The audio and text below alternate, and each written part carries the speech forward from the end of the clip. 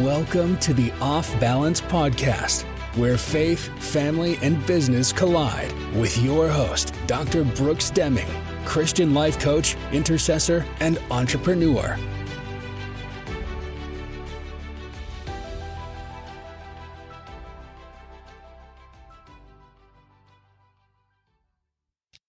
Hello, everyone. I'm Dr. Brooks. Welcome to Off Balance, a podcast for adults trying to balance life.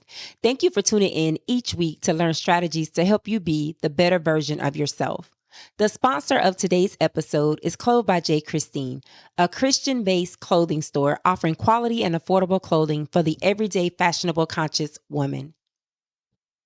Today's guest is an educator with a specialization in SPED, an entrepreneur, a mother, and a leader. As an educator, she focuses on individual student needs across academia, social, and behavior development. In her current role as a college professor, she guides other teachers on their journey of earning a master's degree in the field of education to learn the theories and skills necessary to be successful teachers. Please welcome to the show, Dr. Heather Matthews. Hi, how are you? I am well. How are you today? I am wonderful. I am so excited that you have joined me as my guest today. For the listening audience, who is Heather Matthews? So first and foremost, I identify as a believer in Jesus Christ. And my main focus in all parts of my life right now is to discover and follow God's purpose in my life, whether that's in ministry, my family, my career, upcoming business, all of those things. I am a teacher and I work at Georgia Network of Educational Therapy. I work with students who have severe emotional behavioral disorders and autism. I primarily have students who are 18 to 22 years old, and I work with them on vocational education and life skills. I also teach other subjects, other content to the students at that school. In addition, I'm a professor at Grand Canyon University. I teach special education teachers in their master's program, and I supervise student teachers, which is really exciting because I'm helping them get to that last part where they're embarking on their career. I'm able to network with them. I'm able to see them get everything completed and walk across the stage. So that's really exciting. And those are the two things I'm doing for my main job right now. But currently I'm working on a new business that will be open September 1st. And that business is called Richmond Hill Educational Coaching. And we are actually located right here in Richmond Hill, but we will also have virtual options. We're offering all types of educational services for learners of all ages.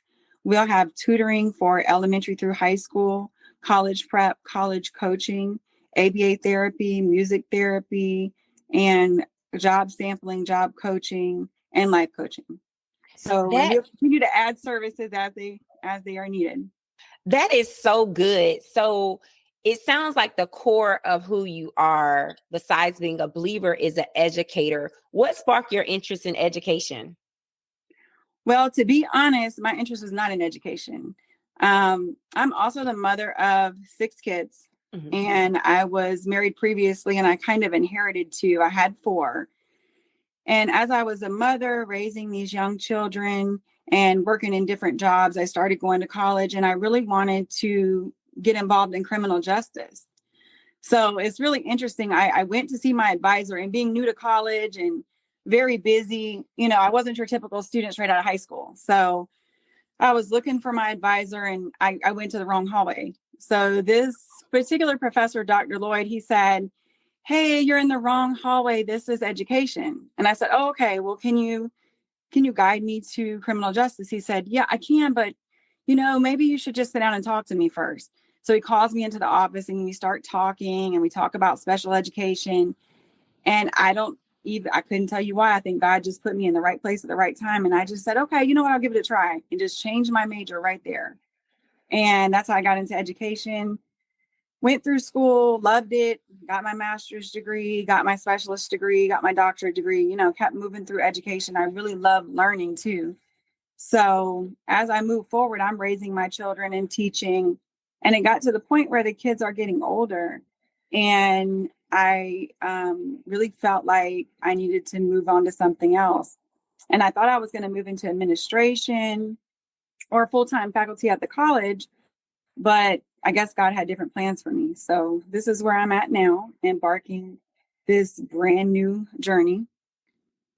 That is awesome. So what made you decide to start your own business? So to be honest, there's something that I read about recently, and it's psychologists are even diagnosing people with this, and it's called post-traumatic growth. So I have to say I attribute it to that. I went through a time in my life that was extremely traumatic. So my kids, I felt like we had a normal life. You know, I'm raising these kids. We have a family. I'm married. And my ex-husband actually was in a car accident with my oldest son. And he had taken him camping and fishing. They were exhausted, and he was driving and he fell asleep at the wheel. When he fell asleep at the wheel, the SUV rolled 6 times and actually ejected both of them from the vehicle. And my son was airlifted. He was in a coma. And so he was airlifted. His femur was completely severed from his body. He had a lot of injuries, brain injuries. Wasn't at the time expected to wake up. Wow. Right. So he was in there. We're staying in the hospital. My husband was on a different floor. He was in a body cast. His pelvis was cracked. He had brain injuries, etc. So dealing with that, once we came out of that, my son was miraculously healed. I mean, when I tell you, and that's a whole story. It's a miracle. Right. He went from being in a coma to just waking up, and then he had traumatic brain injury, and then he was healed from that. Currently, he's a student at Georgia Southern, and he is the executive assistant of Nine Line. Oh, that's awesome. He recovered. He was absolutely healed. He was not expected to walk. He was not expected to have a typical life, but he was healed.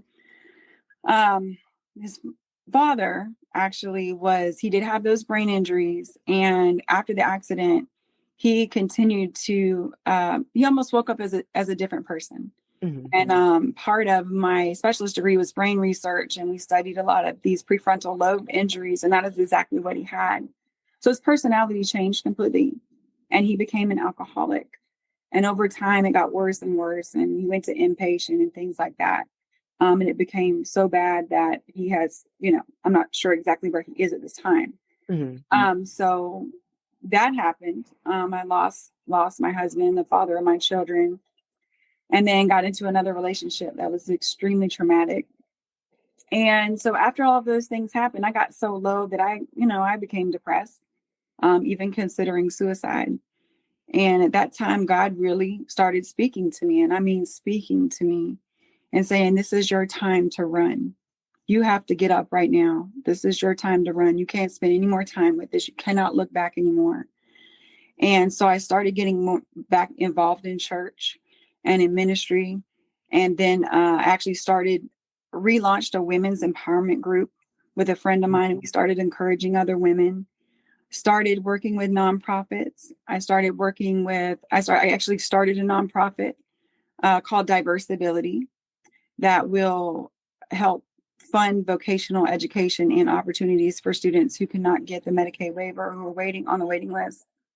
And started moving towards my purpose. And then God really started showing me this business. And I didn't believe that it was going to happen, because finding a space like this in this area is so challenging. There's so many dynamics, so many things I was facing as a single mom and feeling like I had no support. And God literally opened every door. I mean, a realtor called me that I hadn't spoke to in 12 months. And she said, hey, this isn't on the market. I just want you to come see it. And wow. There our building was right then and there, signed the next day. She said, you have to sign the lease by May 1st. And I said, I can't. I need to sign it on August 1st. And she said, well, let me ask the investor, but they're probably going to say no. But they said yes. And that is exactly, everything has fallen into place. So many people have already reached out in support. So many people are supportive of this business. We have so many resources already. Financially, the resources are available. I mean, it has been absolutely amazing already, and we haven't even begun. That is awesome. And so you mentioned that you're going to provide so many different services. are you going to have, like, is it after school services, or is these services that are during the daytime? What would your schedule look like, or your hours of operation? Right. So I'm glad you asked that, because there's so many dynamics to this business. So the actual educational services that will be in the building, we will be open in the afternoon until 8 o'clock in the evening, Monday through Friday. However, we'll have services by appointment as well. So if people want to make an appointment, sometimes there's students who are private school or college students who want to make appointments. We'll also offer virtual services. And then eventually, and this is really the vision is to offer services for adults with disabilities. And, this Richmond Hill coaching business is dynamic in that it can offer as many services that are needed. And it's also going to be used to empower people to build their own businesses. So we're partnering with other professionals who are great in their area. For example, I have a music therapist right now. She has her own business, but she'll work with us and we'll continue to empower and help build those businesses, because we only want the best people. That was the idea of building this collaborative approach, is so that you just don't have one person offering different services, that you have that best person for that field, for that age group, for that child, and we can match them. So that will be the setup of those hours. And in the long term, we want to open a facility that's open 24 hours a day. And that facility will be able to employ anyone at any level, so that we can hire adults that have disabilities that would prevent them from working in a typical setting. And in that building, we plan to have a coffee shop and a retail area. And in the back, we plan to have a place where the manufacturing occurs, and then a gardening and an art room as well. So everybody can have a place, no matter what level they are, because everybody is valuable to society, no matter what level they are, and everyone needs a purpose. So That is amazing. Like, that is so amazing, because I'm listening to you, and then the areas for adults with disabilities is very limited. Yes. Because you may have one employer that says, okay, I'll take you if you have limited physical disabilities, but I don't want to work with you if you have maybe mental or psychiatric disabilities. So that is awesome to know that you're going to create a space to where adults with disabilities can have a place where they can feel a sense of normalcy with their day-to-day life. So that is very awesome. So when it comes to that portion of your business, are you going to also have a collaborative approach? Yes. So we're already partnering with some organizations in this area, and the Kiwanis here even. And Kiwanis, I don't know if you're familiar with Kiwanis, but I really didn't understand what they did. And I actually joined Kiwanis recently. The Kiwanis organization here focuses on disabilities. So they've brought all kinds of people in already that are searching for these services or that can offer these services. So I'm already networking with them in the school system and some other representatives, so that when this actually is open and when it rolls out, that we will be completely prepared. When COVID happened, they put a lot of safeguards in place, which is great for accountability. They put a lot of things in place that are really, really hard to get around. So we've actually been talking about opening this type of facility for years. But because of when COVID, like I said, when COVID occurred, there's so many obstacles. So we want to make sure we're fully prepared to support all the individuals that are part of this program. But there is a lot of people that have wanted to do the same thing.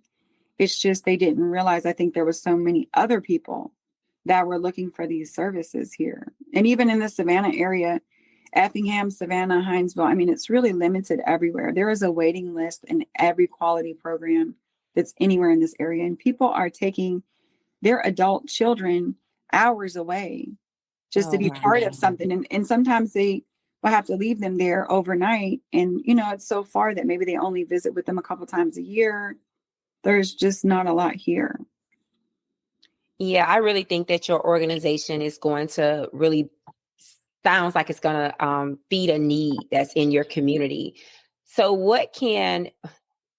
people that are listening and they have a desire and they want to start an organization, you had so many obstacles in your way. What advice can you give them to just push forward and just make it manifest? Well, one thing that seems so simple, but it's really, really been a dynamic difference in my life is when I wake up in the morning, the first thing I do is have a conversation with God.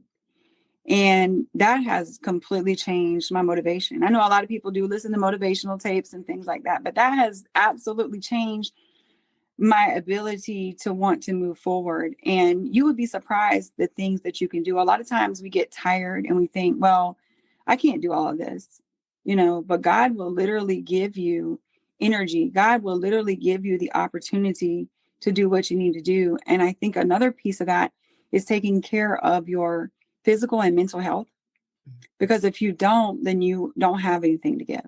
So really taking that time and making yourself a priority, making sure that you have decent nutrition and that you exercise and that you rest in the midst of that, because you really can suffer from burnout really, really fast. So it's kind of like both sides, but that's why I always depend on God. He speaks in Isaiah about, whether you go left or right, you'll hear a voice behind you.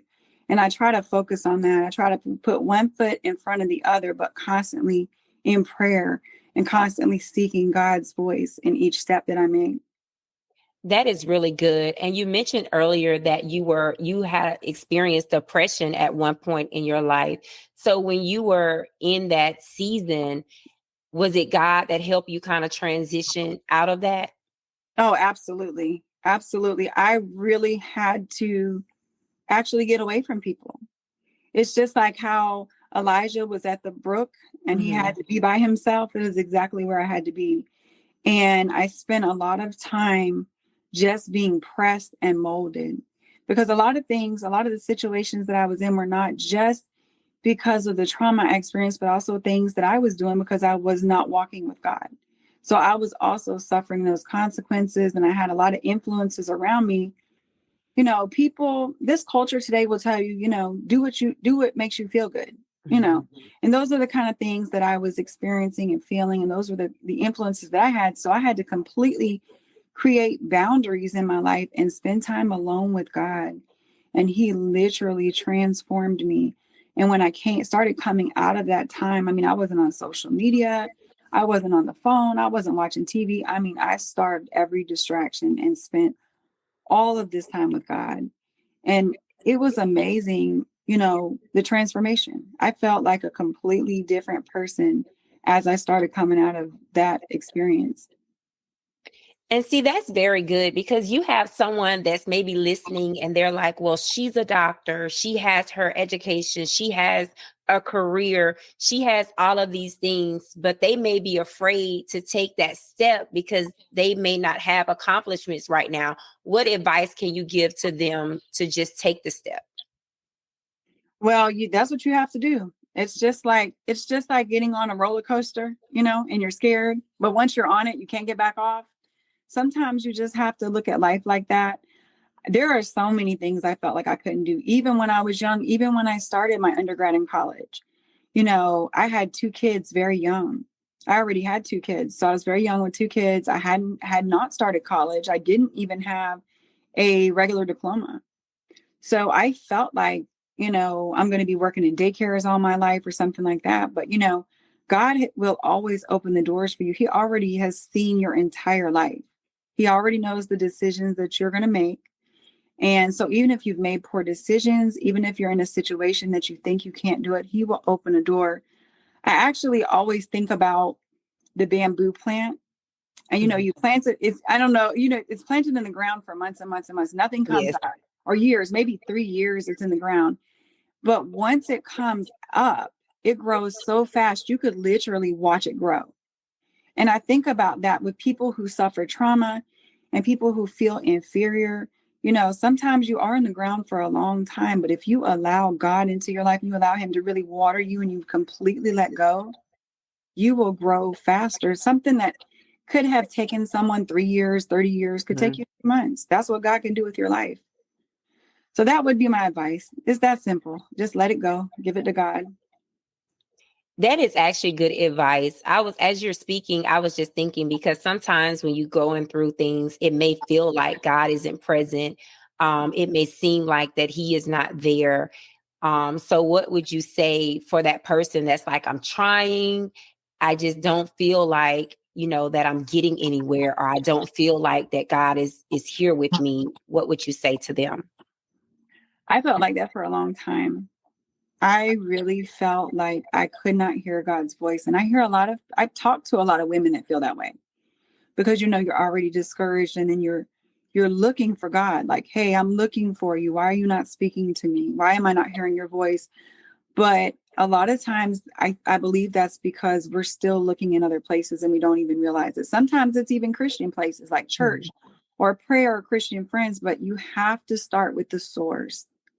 If you're not spending time alone with God and you're not in the Word, I really don't think you can hear His voice the same way that you do. When you spend that time alone and you develop a language that's just between you and God, that's how you can. And when we're in those lowest places, I mean, you really need God. That is all you need. And I did that. And I was listening to sermons, and I was reading little messages, and I was doing therapy, which is great. I was talking to people, but it wasn't the same until I had that authentic time and built an authentic relationship with God, because He's just waiting, but we also have to make a step forward towards Him. That is really good. And you are a mother. So when you were transitioning, trying to find who you were after your trauma, how were you able to still be a mom? At first, it's interesting you asked that, because at first I felt a lot of guilt. I felt like I was taking so much time to myself, and I felt a lot of guilt because I looked around at my life and I said, oh my goodness, my kids also went through this. And what have I done to support them? And so what I really found was that as they watched me grow and get stronger, they were able to grow. They really needed to see, because I can hide things from them all they want, try to shelter them, but they knew exactly what was going on. They knew what was going on. They experienced it with me. And so showing them has been, and then they start asking questions, and they start coming and saying, how did you do this? Or, and then when you start sharing the word with them, I used to take a very traditional approach. I was like, we're going to have a devotional. We're going to do this. But this generation is a little different, and they're getting older. So I find that it's just important to constantly take care of myself and my relationship with God. So I'm constantly prepared to share a word with them instantly. When they're going through something, I'm like, oh, it says it in this book. It says this. This is what God says about this. And so they're constantly hearing it from the source too. And that seems like that has been the best thing for me as a parent, but also intercessory prayer. I mean, I think we really underestimate that, because even when we're not with our kids, or I know sometimes I felt guilty because I forgot to pray with my kids and they fell asleep and things like that, or I was busy. But even if they're asleep, I found myself going in there and praying at their door, or just constantly praying for them, bringing their names to God, not just saying pray for my children, but bringing each one of their names to God every single day. And that intercessory prayer is powerful. It is definitely powerful. I can definitely attest to that. What would you say to a woman that's having a hard time finding her identity outside of being a mom? Oh, and that is so many. That was actually one of the main goals of the Women Empowerment Group, because when sometimes you do just define yourself as a mother. And I defined myself as a mother for a long time too, where I felt like that was my only job. I mean, I had 6 little kids running around here, and, at the end of the day, I felt like there was nothing left for me and I had no other purpose. And so I think that, sometimes we have to realize that in that season, that is our purpose. And it's an important purpose. You being the mother is an important purpose. And I think, again, God will open doors for you when you're tired and you're exhausted with that season and you need an outlet and you really need to find your purpose outside of that. I think God will open those doors for you when you need them, not when we want it, but when you really need it. So you speak about women empowerment. So what made you and your friend decide to birth that nonprofit? So she actually had a women's group years before. And so we were in conversation and she was sharing about it. And I told her that's something that I really want to do as well. So we met, we had breakfast, and we talked about it. And we realized that our goals were very much aligned. Even though we wanted everything that we do to be Bible-based and church-based. We also wanted it to be completely open to any woman, no matter what path of life she's in and no matter where she is in her walk with Jesus, because we wanted to bring people in.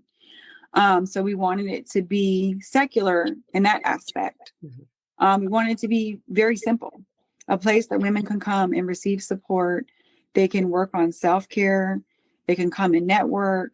They can come and work on being successful in their careers and their motherhood, whatever they're working on, that they can come, and we can also do service projects together. We actually have a service project coming up in June. We're going to pack food for homeless people, and then we're going to go out into the community and pass it out. And that's just kind of some of the little simple service projects that we do. But this one is really great because we're also bringing our children in. So again, we're setting that example and showing them that we're leaders in the community and bringing the children in so that they can help pack the bags and be part of a concrete activity where they're giving back in their community. And so typically when you meet the women that come to your nonprofit, are there also women that would need the educational services? Do you typically see an overlap?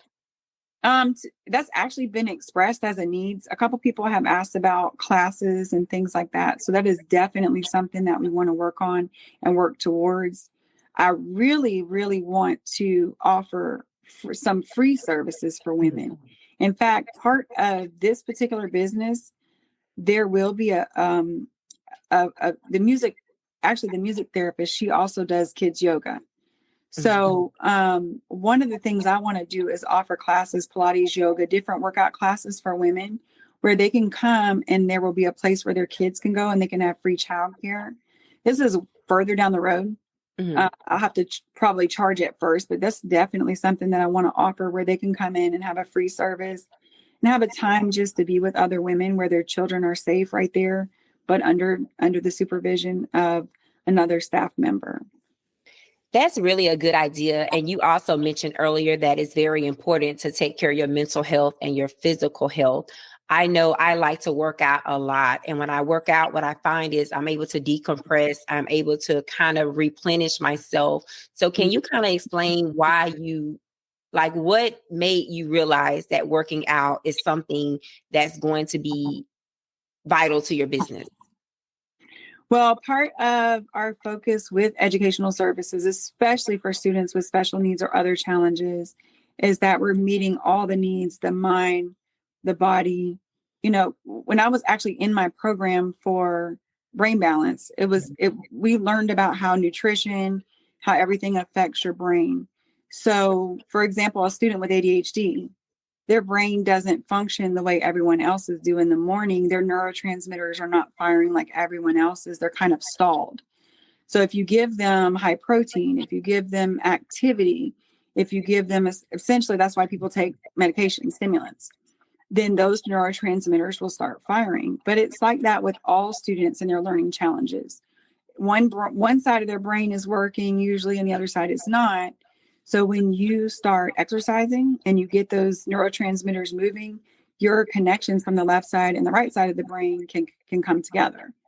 So then, of course, you have a faster connection and they're able to think more clearly than they did without the exercise. So I really do want that to be a component of the entire program, that movement aspect. A lot of people use ABA therapy, and we will. But I really love some of these therapies like rough and tumble therapy, which is exactly what it sounds like. Yeah. Where kids are moving around and they're getting their body going, their brain going. And and also you have those positive endorphins. When you run or when you exercise, you get those positive endorphins. I try to get at least a few minutes in every morning because when I start my day and I've had time with God and I've had some activity, I feel like I'm at my best. I can definitely relate to that because I used to work out at 5 a.m. and I noticed that I was energized throughout my day and it just seemed like I was able to make it through my day. But I had to switch my workout to afternoon or evening workouts. And I noticed I'm more sluggish during the day. So what I had to do was kind of compensate with my diet. I had to take away a lot of the foods that caused me to be sluggish, a lot of the sweets, because I didn't have the energy. Right. So I've got to working get back out to and it eating too. right is very important. So Mhm. I'm glad that you're focusing on the entire person and not just one aspect of it. I think your program is going to be very successful because I don't know of any programs that really focus on the person as a whole. Right. And I've seen some. That's kind of how we got a lot of these ideas. We spent about a year Mhm. visiting programs all over the Southeast. So we started visiting educational programs, day vocational programs, 24-hour programs, group homes, any of these programs that we felt like, even leisure programs. Oh, We wow. went and we would call them and say, hey, we want to come visit because we want to open a business, but we want to make sure that we're opening the right business and that we know what we're doing. So, and people would sit down and speak with us and explain how they started and explain all the dynamics of the business. So that's where we were actually able to gain the most valuable ideas, is just going in and visiting. And I mean, we have seen some dynamic programs, particularly in the Atlanta area. Yeah. And it has just been amazing how people have been willing to sit down and talk with us, knowing that we really weren't going to be able to do anything for them, and just be able to tour the facilities, meet their clients. So we were able to, really get a lot of great ideas and put them all together. That person is listening and they want to volunteer, or if they want to connect with you, how can they contact you? Okay, so currently the Richmond Hill Educational Coaching is on Facebook, and even though there's not a lot of content there yet because we're not open, all of the contact information is there. The business phone number, the email, the website will be linked there. And anybody who would like to contact us through that Facebook or through any of those means of communication would be great. That is awesome. You shared a lot here. You have encouraged women as well as men that it doesn't matter how it started. It doesn't matter, what happens in your life. You have to make a conscious choice to be able to move forward. So if you can leave them with any final thoughts, what would you say? Well, I think I've really focused a lot on depending on God and relying on God. And I really think there's nothing else that you can do greater than relying on God. It is so, so hard to give it up. I've always wanted to be in control. And I think a lot of us as women, we really do. We want to be in control and we want to make the decision. But if you really, really let go of things, you will grow so fast. That is so good, because control is a big issue. But what about the people that feel like that religion, that faith is a mind control thing? Like, what would you say to encourage them to seek for themselves?